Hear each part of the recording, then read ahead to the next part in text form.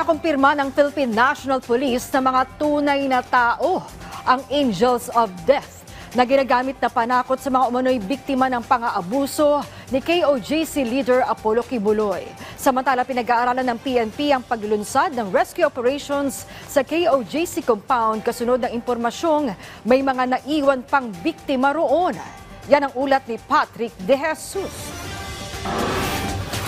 Natukoy ng Philippine National Police na hindi lang basta figurative speech, kundi mga tunay na tao ang sinasabing Angels of Death na panakot sa mga biktima ng umano'y pangmomolestya at sexual abuse ni KOJC leader Apollo Kibuloy. Mayroon na ring impormasyon ang Davao Regional Police Office kung sino-sino ang mga miyembro ng Angels of Death na posibleng armado, kaya't nakipag-ugnayan na ang PNP sa Firearms and Explosive Office para bawiin ang lisensya at rehistro ng armas ng mga ito. Private army in the sense na they're taking orders from Apollo Kibuloy, definitely, kasi sila nga ang ginagamit para panakot dito sa mga batang ito. Kasama na po yun sa background check natin. Kung ito bang mga initial na pangalan na nailista nila General Torre ay may mga previous records, as well as yung check nga kung may mga baril pong nakapangalan under their names. Dati nang itinanggi ng mga abogado ni Kibuloy na mayroon siyang private army. Bukod naman sa mga bagong nagsumbong, may dalawa pang lumapit sa PNP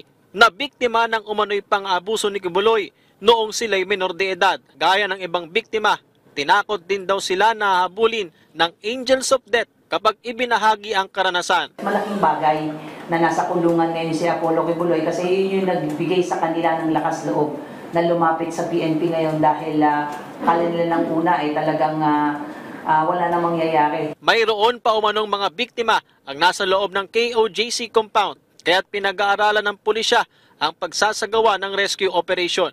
Inihahanda na rin ng PNP ang pagsasampa ng kasong obstruction of justice laban sa mga tumulong sa pagkakanlong kay Kibuloy, kung saan may binuong Special Investigation Team. Hindi muna isinapubliko ang pangalan ng mga ito. Dadaan din po kasi yan, ma'am, doon sa DC-20 kung saan meron po tayong active coordination sa DOJ for purposes po ng pagpapile po ng kaso, kasi gusto po natin na talagang malakas at airtight po yung isasampa po nating kaso. And without preempting po kung ano po at sino-sino po ang mga ito, we will be making it public as soon po na maisampa po natin ito. Samantala, natapos na ang medical assessment kay Kibuloy, kaugnay ng motion nito para sa hospital arrest at isusumite na ito sa korte.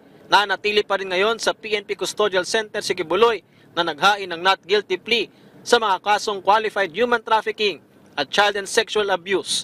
Noong Biyernes ay inilipat na sa Pasig City Jail ang 4 pa niyang kapwa-akusado sa bisa ng commitment order mula sa Pasig Regional Trial Court. Patrick De Jesus para sa Pambansang TV sa Bagong Pilipinas.